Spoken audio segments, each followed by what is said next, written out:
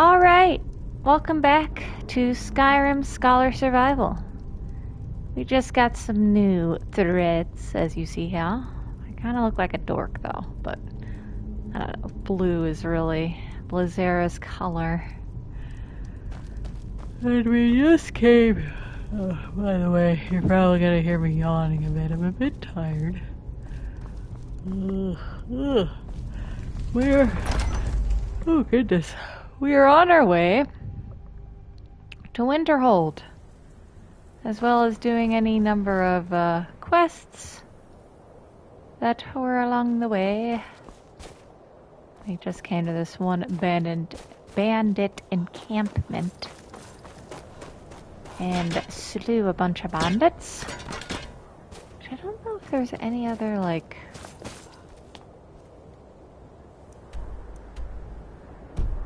Yeah, I don't know if there's any other, like, place... stuff to find here. Where's my horse? Horse.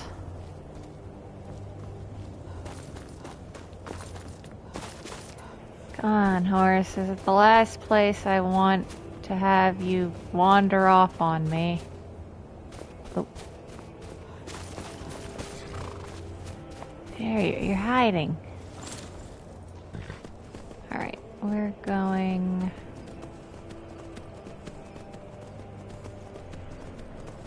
Let's go around this way.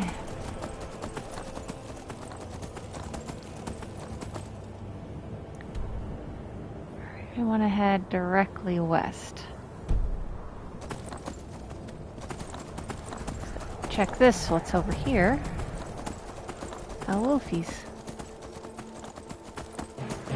There's a cave. Shrouded grave. And spriggans. Oh, hold on. I recently got this guy.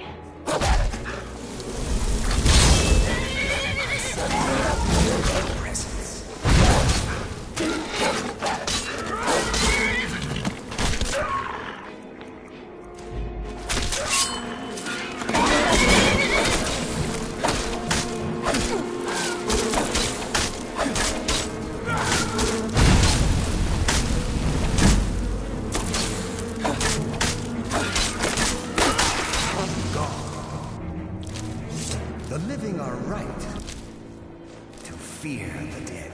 Mm-hmm. Alright, so we got a cave. It's time to use my stealth bow skills. I sense a presence. Does someone live among the dead?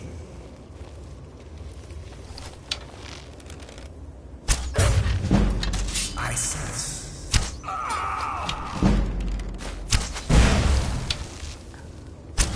Hey!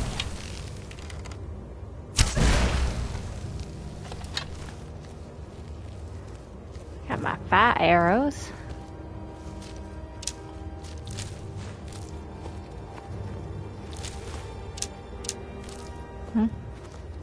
Who detected me?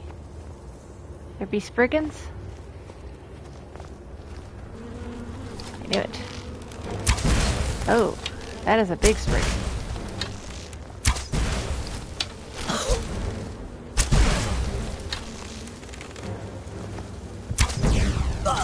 Oh, I did not notice my health. Oops.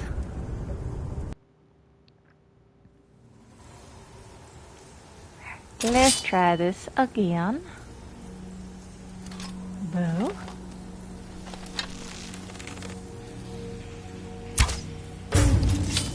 Does someone live among the dead? I don't know, dude. Does somebody live among the dead? These wolves' autopath is not really well done. Never been in this cave before.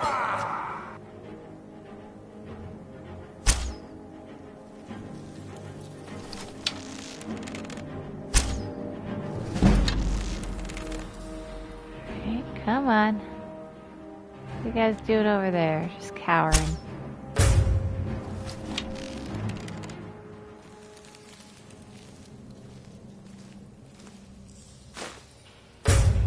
Gotcha.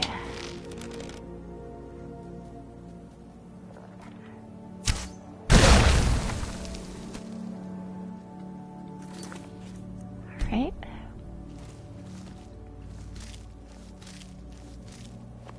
So we got that sprig in there.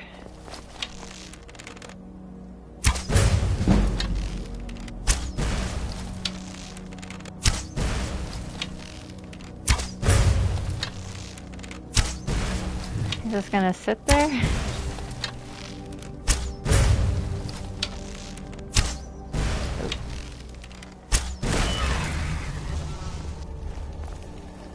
There you go.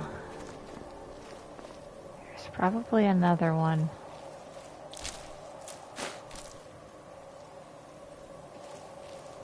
Maybe, maybe not.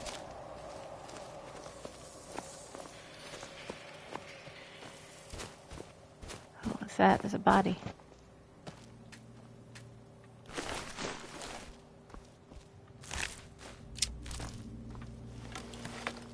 Alright, what do we have? Ooh. Some stuff. A book. Ice and chitin. Time to do some reading. That is why we're called Skyrim Survival and chitin. Right? Ice and Chitin by Pletius Spatek. The tale dates to the year 855 of the Second Era, after General Talos had taken the name Hyperseptum and had begun his conquest of Tamriel.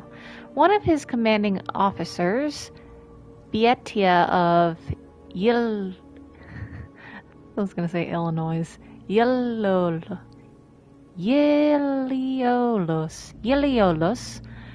had been surprised in an ambush while returning from a meeting with the Emperor. She and her personal guard of 5 soldiers barely escaped and were separated from their armory.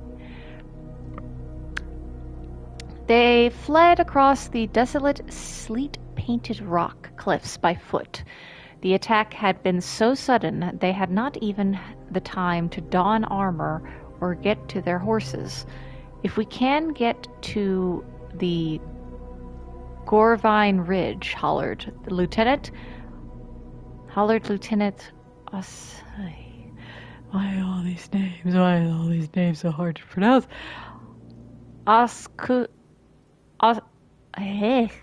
Oscutus, gesturing towards a peak off in the mist, his voice barely discernible over the wind. We can meet the Legion and you stationed in Pornok. Beatia looked across the craggy landscape, through the windswept, hoary trees, and shook her head. Not that way. We'll be struck down before we make it halfway to the mountain.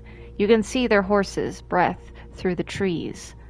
She directed her guard towards a ruined old keep on the frozen isthmus of Neron, across the bay from Gornine Ridge. Jutting out on a promontory of rock, it was like many other abandoned castles in northern Skyrim, remnants of Ramon Cyrodiil's protective shield against the continent of Akavir. As they reached their destination and made a fire, they could hear the army of the war chiefs of Donstrar behind them, making camp on the land southwest, blocking the only escape but the sea. The soldiers assessed the stock of the keep while Beatia looked out to the fog-veiled water through the chasmets of the ruin. She threw a stone, watching it skip across the ice, trailing puffs of mist before it disappeared with a splash into a crack in the surface. No food or weaponry to be found, Commander, Lieutenant Ascutus reported. There's a pile of armor in the storage, but it's definitely taken on the elements over the years. I don't know if it's salvageable or at all. We won't last long here, Bietia replied. The Nords know that we'll be vulnerable when night falls, and this old rock won't hold them off.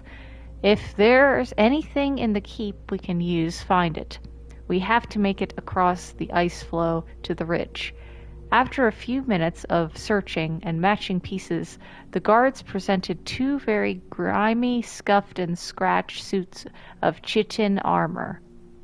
Even the least proud of the adventurers and pirates who had looted the castle over the years had thought the shells of chitin beneath their notice. The soldiers did not dare to clean them. The dust looked to be the only adhesive holding them together. They won't offer us much protection, just slow us down, grimaced Ascutus. If we run across the ice as soon as it gets dark, anyone who can plan and execute an ambush like the war chiefs of Danstrar will be expecting that. We need to move quickly. Now, before they're any closer, Bietia drew a map of the bay in the dust, and then a semicircle path across the water, an arch stretching from the castle to the Gorvai Ridge. The men should go the long way across the bay like so. The ice is thick there, a ways from the shoreline, and there are a lot of rocks for cover. You're not staying behind to hold the castle. Of course not, Bietia shook her head and drew a straight line from the castle to the closest shore across the bay. I'll take one of the chitin suits and try to cross the water here. If you don't see or hear me when you've made it to land, don't wait. Just get to Poranak. Lieutenant Ascutus tried to dissuade his commander, but he knew that she would never order one. Hey, English. The writing there is not good. She knew that would never order one of her men to perform the suicidal act of diversion. That all would die before they reached Gorvai Ridge, if the warlord's army was not distracted. He could find only one way to honor his duty to protect his commanding officer. It was not easy convincing Command Bietia that he should accompany her, but at last she relented. The sun hung low, but still cast a diffused glow, illuminating the snow with a ghostly light. When the 5 men and 1 woman slipped through the boulders beneath the castle to the water's frozen edge, Bietia and Arcutus moved carefully and precisely, painfully aware that each dull chunk of chitin against stone. At their commander's signal, the 4 unarmored men dashed towards the north across the ice. When her men had reached the first fragment of cover, a spiral of stone jutting a few yards from the base of the promontory, Bietia turned to listen for the sound of the army above. Nothing but silence. They were still unseen. Ascutus nodded, and his eyes through the helm showing no fear. The commander and her lieutenant stepped onto the ice and began to run. When Bietia had surveyed the bay from the castle ramparts, the crossing closest to the shore had seemed like a vast, featureless plain of white. Now that she was down on the ice, it was even more flat and stark. The sheet of mist rose only up to their ankles, but it billowed up at their approach like the hand of nature itself was pointing out their presence to their enemy. They were utterly exposed. It came almost as a relief when Bietia heard one of the war chief's scouts whistle a signal to his masters. They didn't have to turn around to see if the army was coming. The sound of galloping hooves and the crash of trees giving way was very clear over the whistling wind. Bietia wished she could risk a glance to the north to see if her men were hidden from view, but she didn't dare. She could hear Ascutus running to her right, keeping pace, breathing hard. He was used to wearing heavy armor, but the chitin joints were so brittle and tight from years of disuse, it was all he could do to bend them. The rocky shore to the ridge still looked at eternity away when Bietia felt and heard the first volley of arrows. Most struck the ice at their feet with the sharp cracking sounds, but a few nearly found home, ricocheting off their backs. She silently offered a prayer of thanks to whatever anonymous shellsmith, now long dead, had crafted the armor. They continued to run. At the first rain of arrows was quickly followed by a second and a third. "Thanks, Stendar," Ascutus gasped. "If there was only leather in the keep, we'd be pierced through and through. Now if only it weren't so rigid." Bietia felt her own armor joints begin to set, her knees and hips finding more and more resistance with every step. There could be no denying it. They were drawing closer toward the shore, but they were running much more slowly. She heard the first dreadful galloping crunch of the army charging across the floe towards them. The riders were cautious on the slippery ice, not driving their horses at full speed, but Vietia knew that they would be upon the two of them soon. The old chitin armor would withstand the bite of a few arrows, but not a lance driven with the force of a galloping horse. The only great unknown was time. The thunder of beating hooves was deafening behind them when Ascutus and Bietia reached the edge of the shore. The giant jagged stones that strung across the beach blockaded the approach. Beneath their feet the ice sighed and cracked. They could not stand still, run forward, nor run back. Straining against the tired metal in the armor joints, they took 2 bounds forward and flew at the boulders. The first landing on the ice sounded an explosive crack. When they rose for the final jump, it was on a wave of water so cold it felt like fire through the thin armor. Ascutus's right hand found purchase in a deep fissure. Bietia gripped with both hands, but her boulder was slick with frost. Faces pressed to the stone. They could not turn to face the army behind them. But they heard the ice splintering and the soldiers cry out in terror for just an instant. Then there was no sound but the whining of wind and the purring lap of the water. A moment later, there were footsteps on the cliff above. The 4 guardsmen had crossed the bay.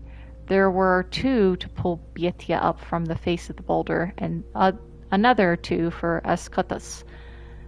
They strained and swore at the weight, but finally they had their commander and her lieutenant safely on the edge of Gorvine Ridge. "By Mara, that's heavy for light armor." "Yes," smiled Bietia, wearily looking back over the empty, broken ice floe, the cracks radiating from the parallel paths she and Ascutus had run. "But sometimes that's good."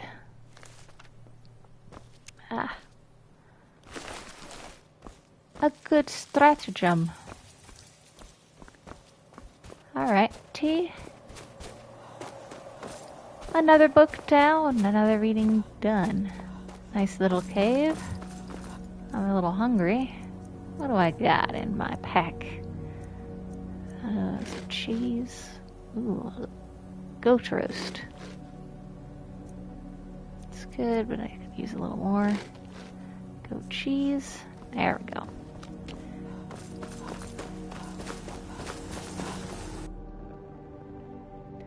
We're almost to a level up. Horse.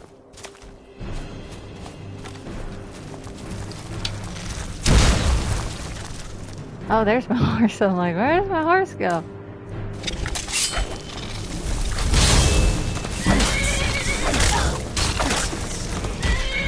Get him.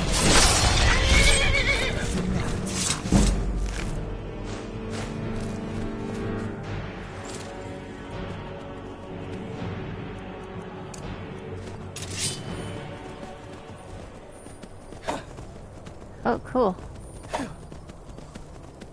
I've never actually done the whole thing of... Okay, so we're wanting to head east. No, stuck. Get up, off the rocks.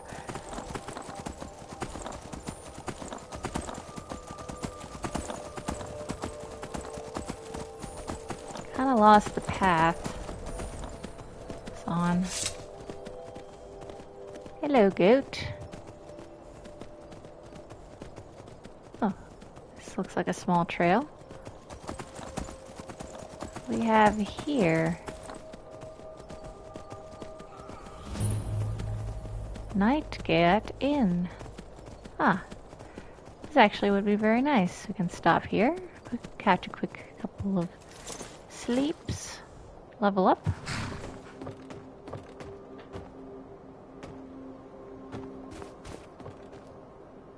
Read some books, if they have any.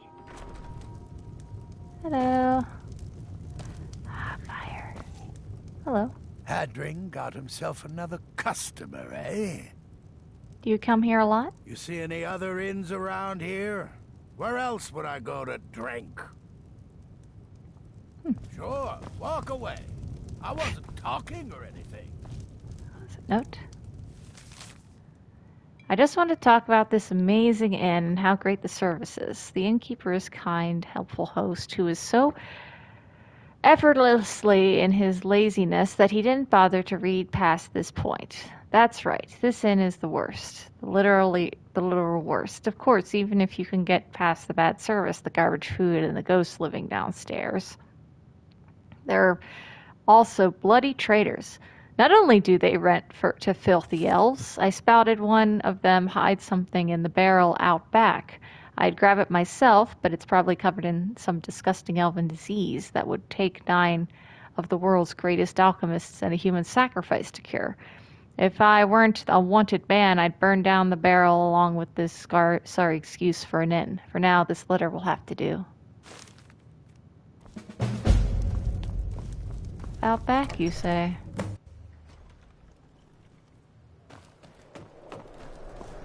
Barrel in the back, you say?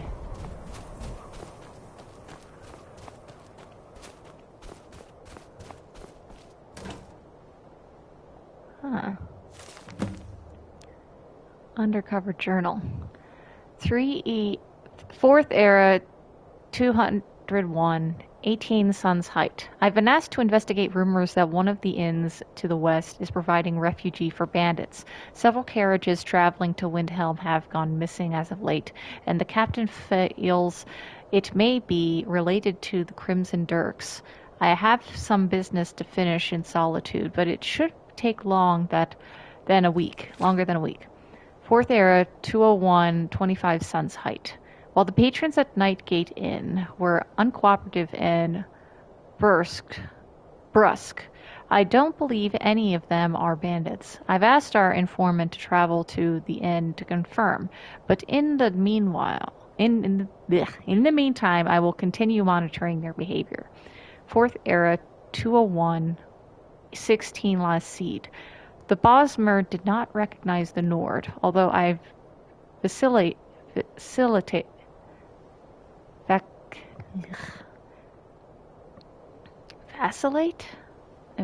on whether I trust his opinion. I pointed out that it has been months since he has provided any actionable intelligence on his former cohorts. In response, he conveniently gave up the location of the Argonian bandit Pale Eyes, information I feel he has been holding on for some time. For now, the Bosmer remains an asset, but any information he provides should be vetted thoroughly. Supposedly, the Argonian is camped on the shoreline west of Northwatch Keep. We can alert our Thalmor friends to take care of the matter. They won't like having a wanted criminal loitering so close to their stronghold. In the meantime, I will leave my documentation here in the event further surveillance is needed on the inn patrons.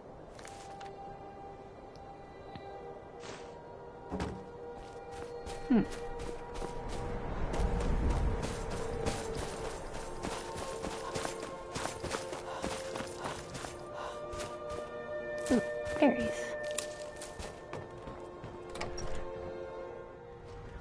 Alright, let's get a room. Hope it is 10. Ah, hello there, traveler. Come to the Nightgate for food or lodging? What can you tell me about the inn? This old place? Huh, been here forever. Built by my great-granda. Run by him, then all the way up the line to me. You get a lot of business? Nah, not so much. The odd traveler on the road. But mostly just old full-time. Come to drink away a lifetime of bad memories, I'd wager. Of course, there's the orc.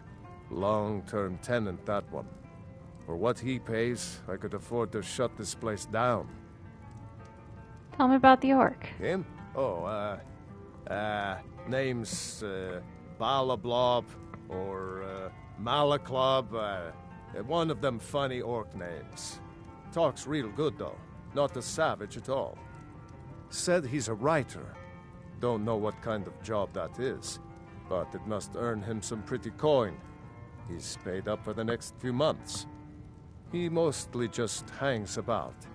Goes down to the lake, sometimes samples the stores of wine in the cellar. Man can do whatever he pleases, as far as I care. Can I learn more about magic? Seen enough magic in my day to know to stay away from it.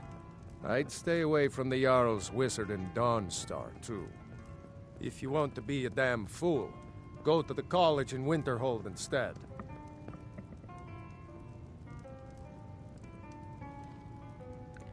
Alright, what do you got for sale? Drink for the thirsty, food for the hungry. Got any salt?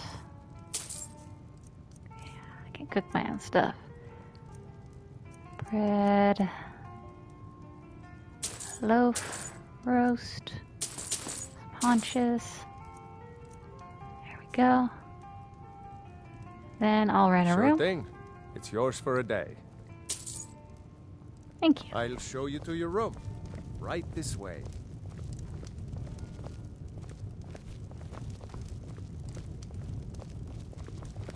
Alright, thank you. Let me know if there's anything else you need.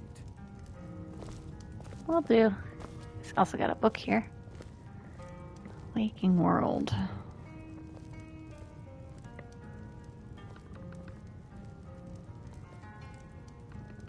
It's volume 6. Let me see if there's any other ones. Waking the World. Walking the World, excuse me.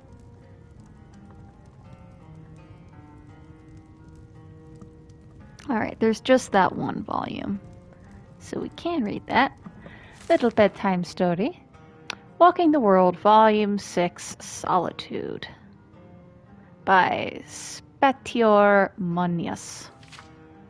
Welcome, friend. In our latest volume, we cover solitude. Spatior could not be more pleased to be at the very seat of imperial power in Skyrim. In the course of our tour, you'll see that Solitude's riches extend from her people to the history and architecture that made up the city itself.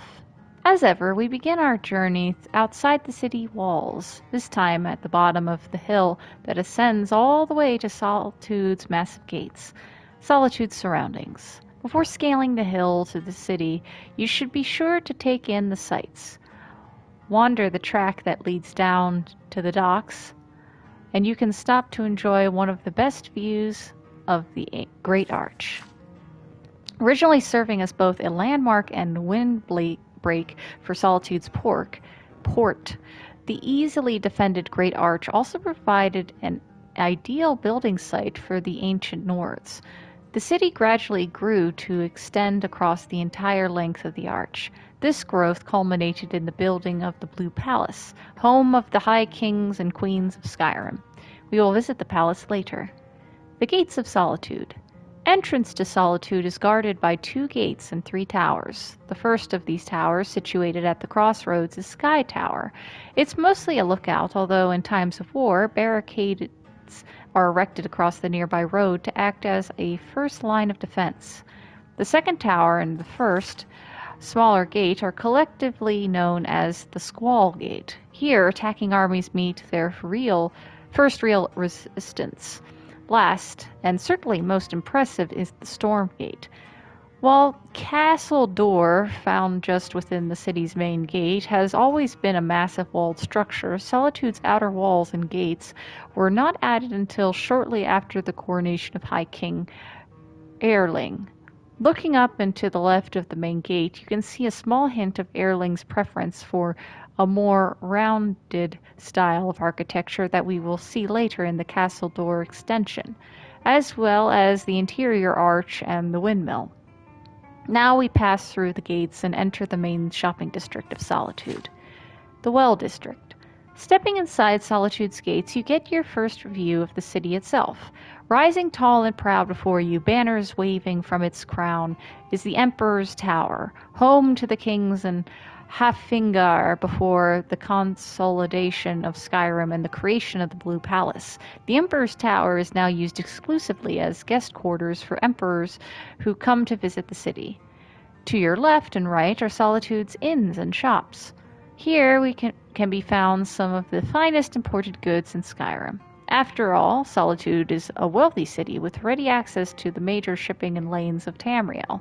Continuing ahead, you'll come to the ramp that takes you up to Castle Door. From here, you can truly feel the weight of the stone bastion's looming presence. The leftmost tower, topped by the pointed roof of Erling's extension, was once the castle barracks and jail. Today, the tower is the center of military power here in Solitude. Looking right past the looming Emperor's Tower, you can glimpse Solitude's natural bridge arching gracefully over to the windmill. Built during High Erling's day, the bridge was said to be used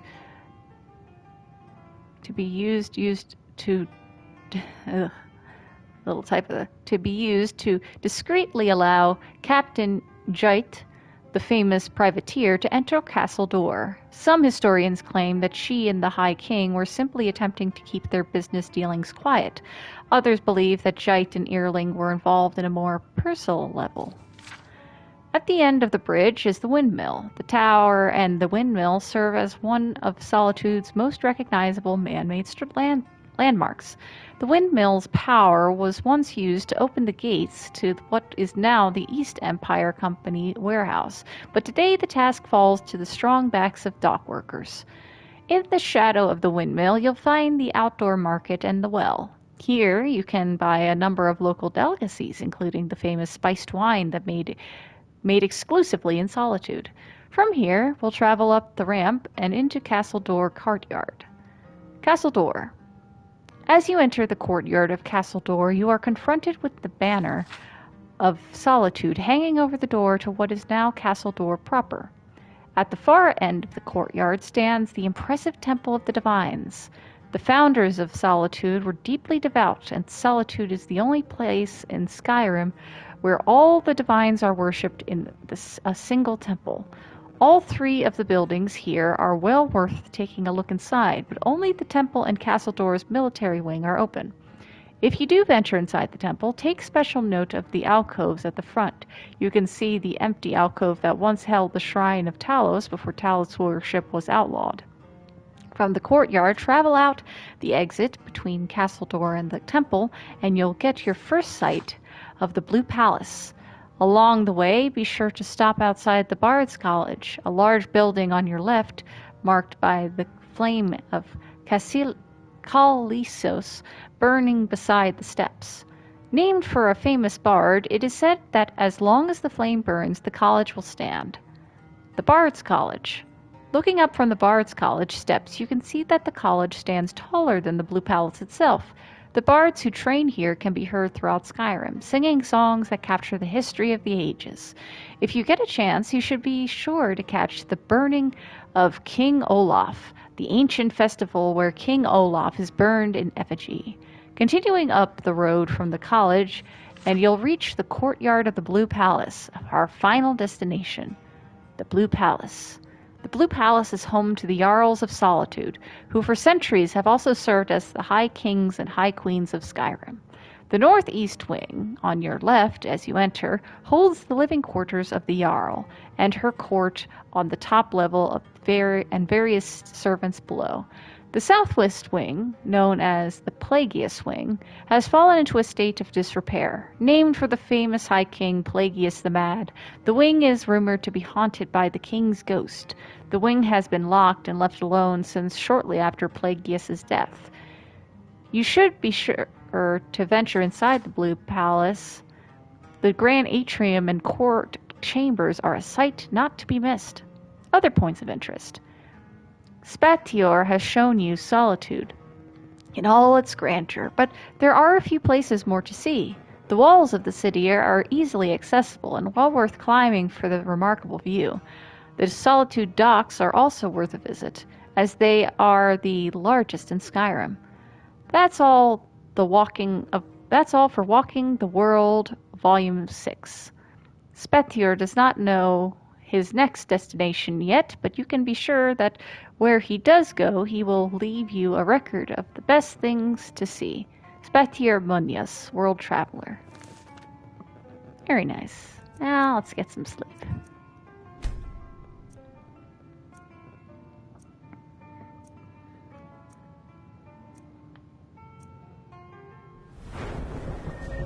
Before I level up, let me take a sip of my tea. It's got in the perfect temperature.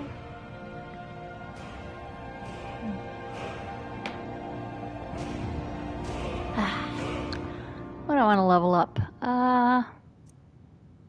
Magic.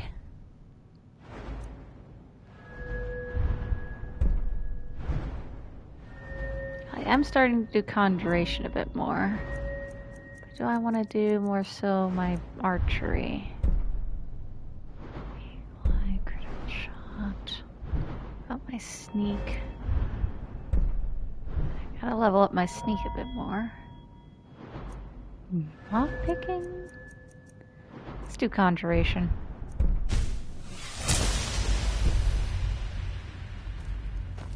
Well rested. Alright, I heard there is a ghost in the cellar.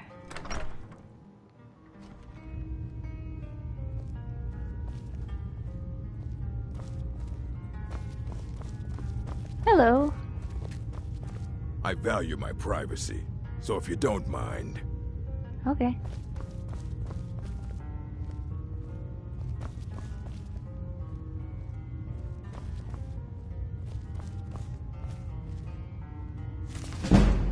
Legend of Cratelli House.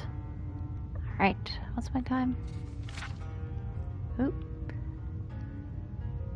Alright.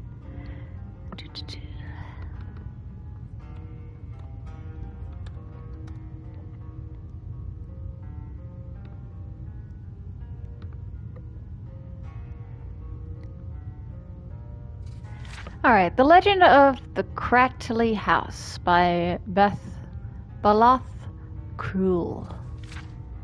Dramatic personae. Theophon, Imperial Man, 24, thief. Nearim, Bosmer Man, 20, thief. Silanus, Crately, Imperial Man, 51, merchant.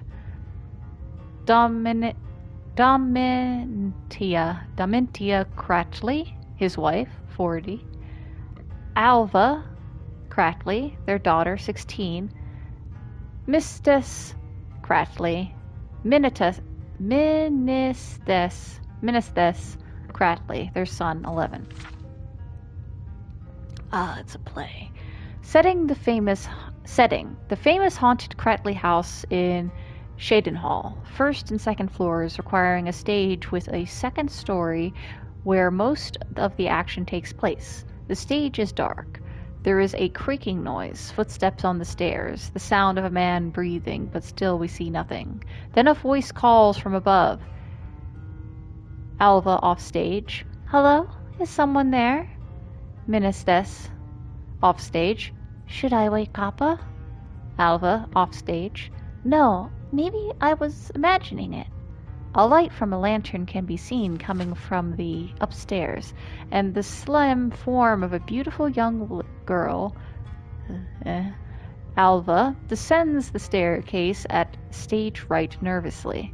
From the light of the lantern, we can see that we are looking at the second floor of a dusty old house with a set of stairs going up and another one going down on the stage right.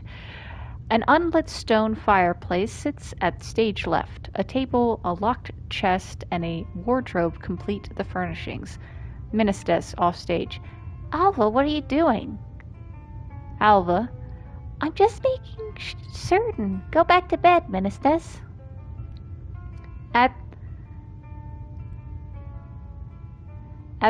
As the girl passes the table, we see a Bosmer near him slide gracefully up from behind and around her field of sight, carefully avoiding the pool of light. She doesn't appear to see him as he creeps closer to her, his footsteps silent on the hard wooden floor.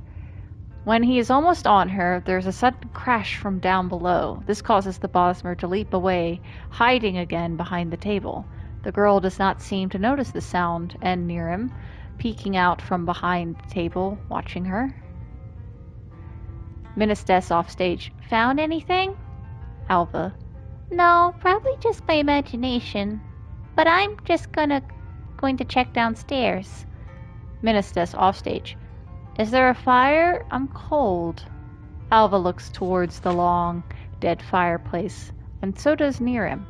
Alva. Of course there is. Can't you hear it crackling? Ministess offstage. I guess so. Alva suddenly jumps if she heard something, which we do not. She turns her attention down the stairs to the first floor. Alva. Hello? Alva, lantern ahead of her, begins the descent. She does not seem to notice as an Imperial Theophon, carrying a big bag of loot and a lantern of his own, calmly walks up right past her.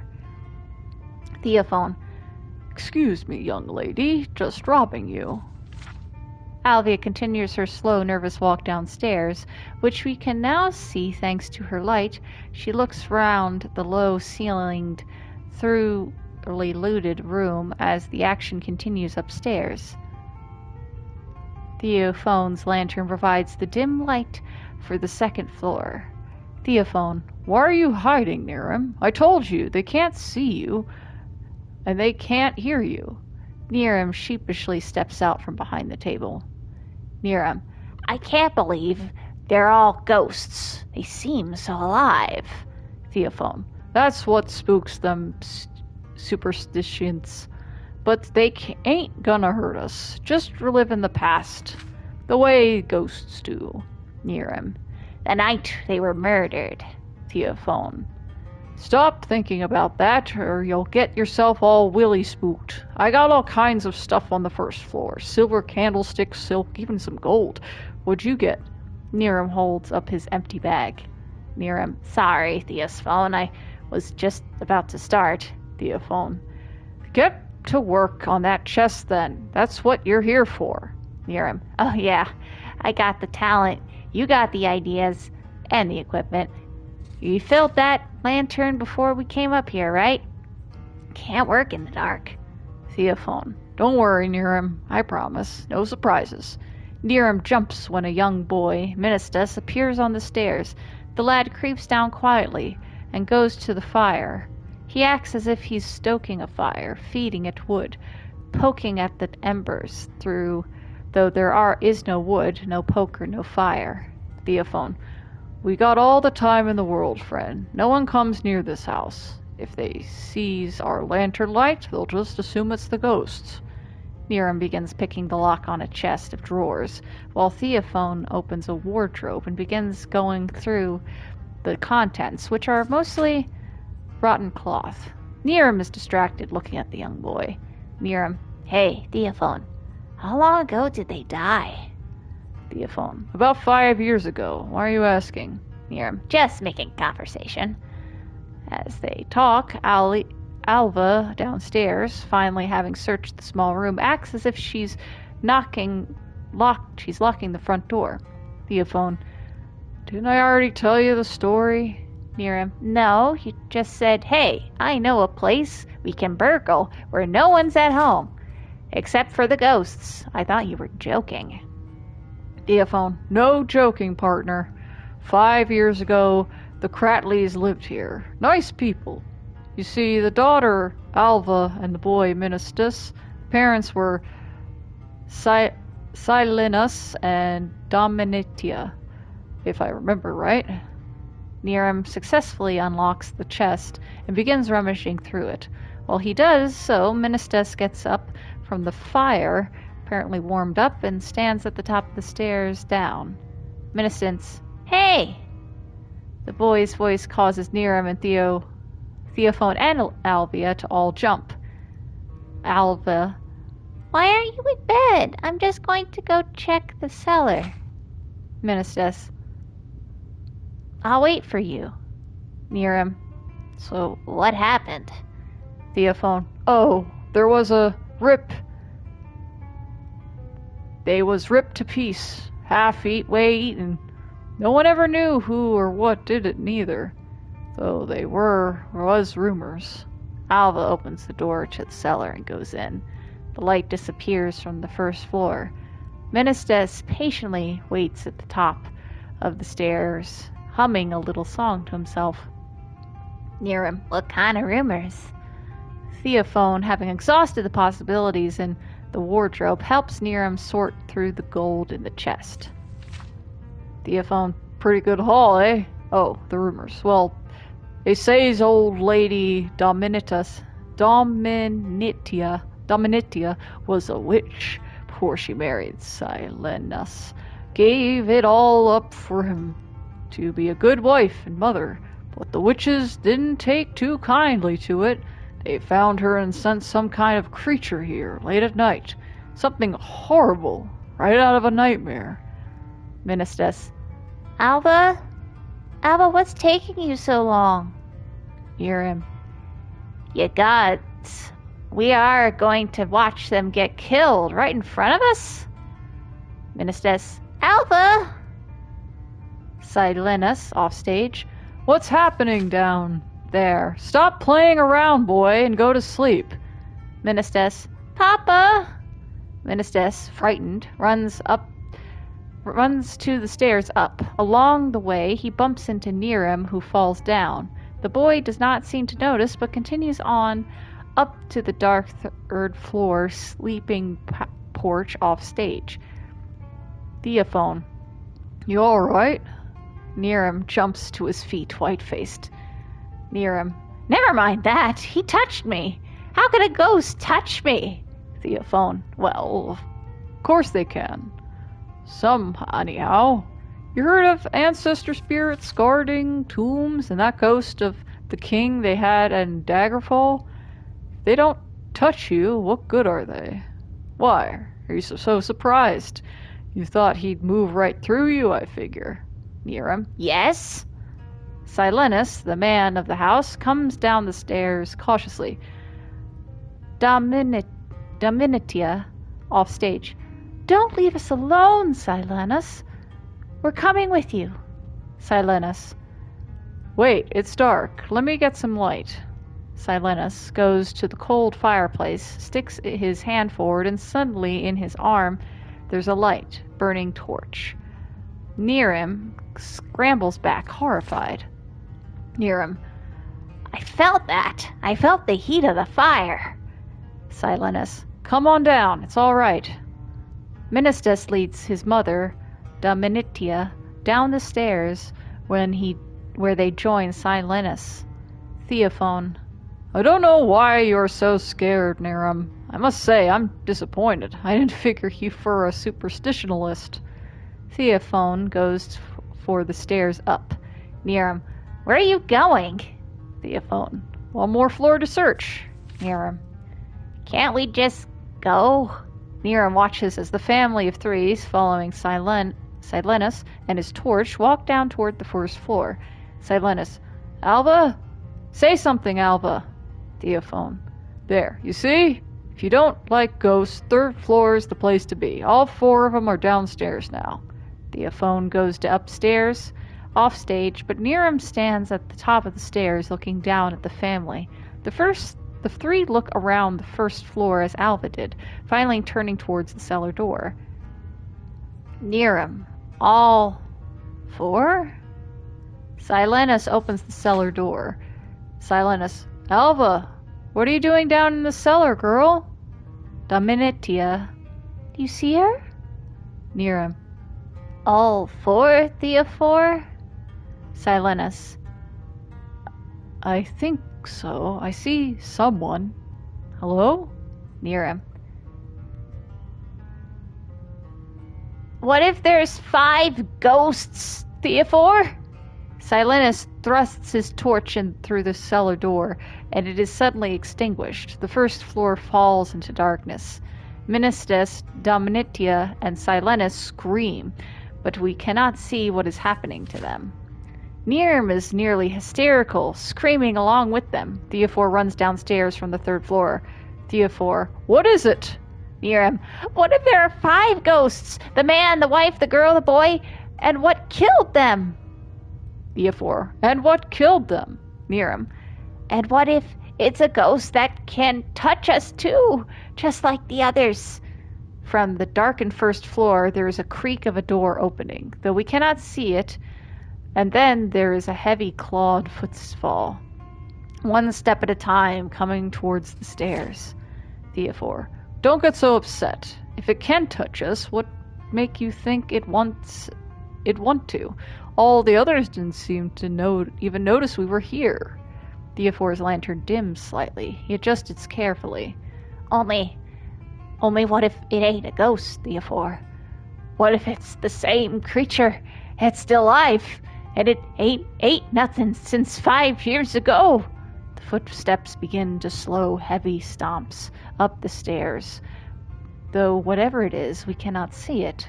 Nirm notices the light beginning to dim from the lantern despite Theophor frantically trying to fix it. Nirm, you said you refilled the lamp! The light goes out entirely. The stage is filled with darkness. Nirm, you promised you'd refill the lamp! More footsteps. And a horrible, horrible howl. The men scream. The curtain falls. Ooh, good one. I like that. Nice little ghost story. Also, if I remember correctly, I'm going to be seeing you later. I value my privacy, so if you don't mind. Says there's a ghost? I really don't mean to be rude, friend, but I'm not feeling particularly sociable. Uh-huh. Is there a ghost?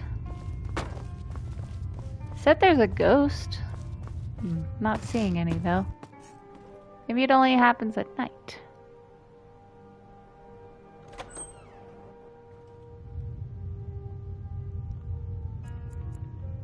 I'm not gonna wait for that, though. I value my privacy, so if you... Uh-huh, I know. I know who you are. I can't help you, friend. Talk to Hadring, the innkeeper. The beds and beer are both lousy, you ask me. Ooh, more books.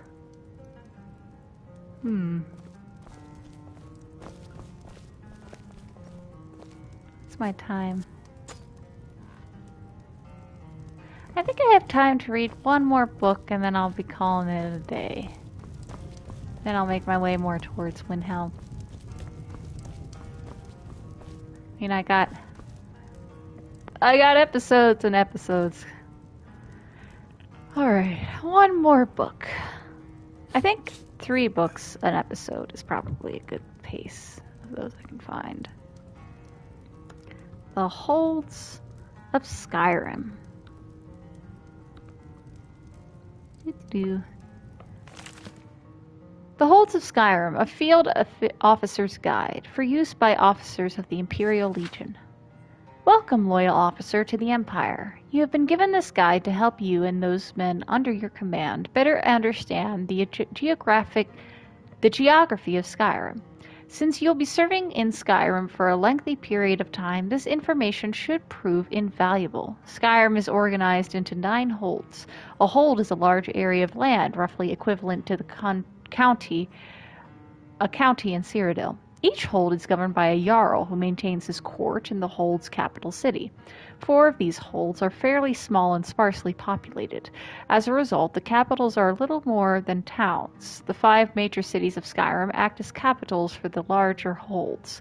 Following is a detailed review of each hold.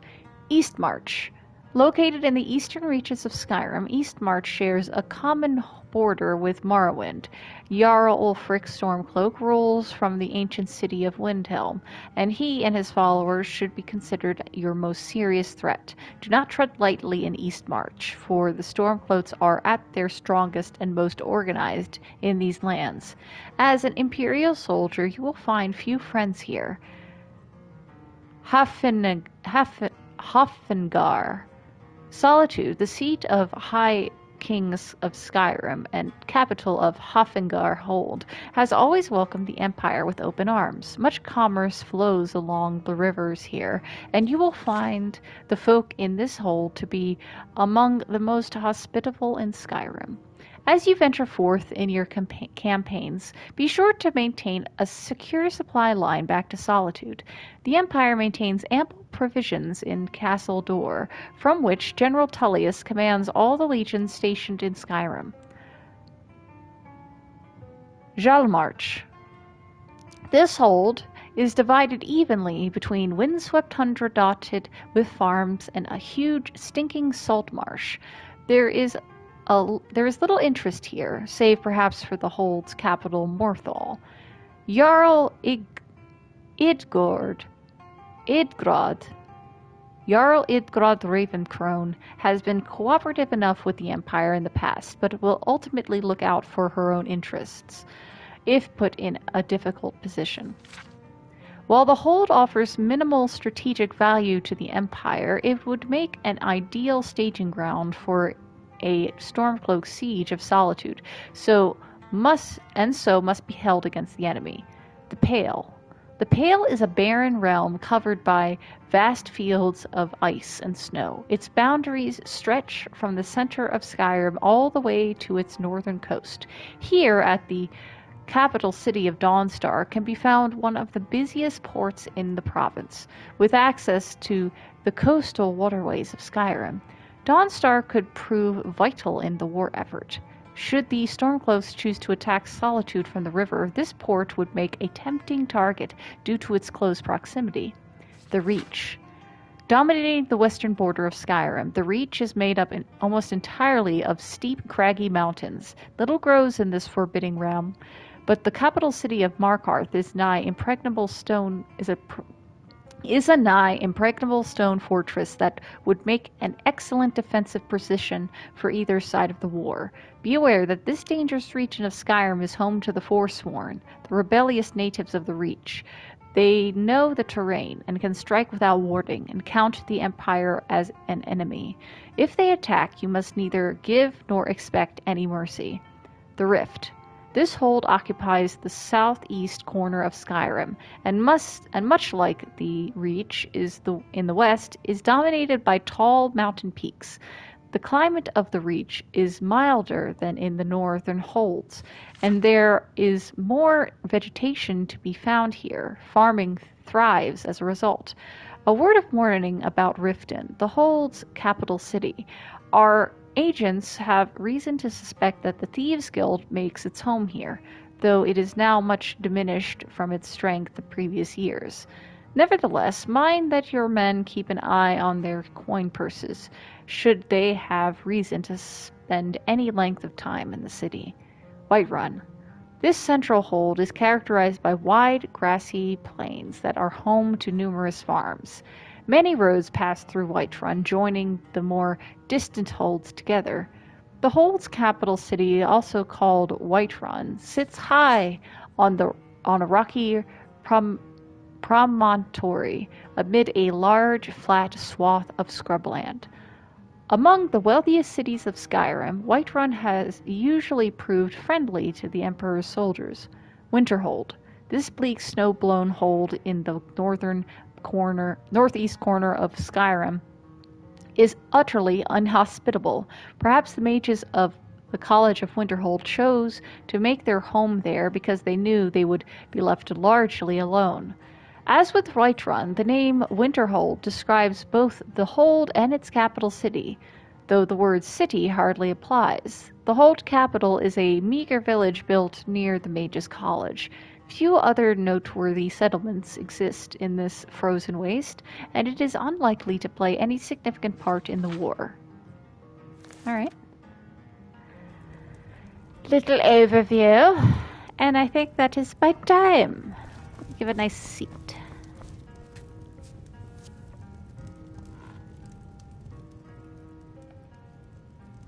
Alrighty. Alright. So yeah, sitting here. Well, we will be coming back to this particular inn a little bit later, but I think that's enough books. I'll be making my way to... Is it Windhelm? Yeah. Making my way to Windhelm via horse the next episode. Hope you're enjoying my reading. And check back in, as I believe... I think I remember my map here. Gonna make our way here to this bandit site. And then we do have some additional little things here to take care of. And then from there, Windhelm, we're gonna go back to Whiterun via carriage. And kind of continue on the... What is it? That one... Words. What is it? The companions. The companion's journey. Companion story. But yeah. Making my way. I'm definitely gonna start the... What do you call it? The Dark Brotherhood quest line when I get to Windhelm. See, looking forward to that. I definitely need a better cloak than this thing. It's just, I look so garish. It's too blue. I don't like it. It's too contrasty. Too bad. Yeah. Alright. Well, hope you're enjoying my reading. I know in some episodes I'm a little bit more tired than... why is that blue up there? Huh. Oh, it's a hole in the ceiling. That's cool. Ah, for ventilation. That makes sense. Alright, ramble. Hope you're enjoying Skyrim Survival. I'll see you in the next episode.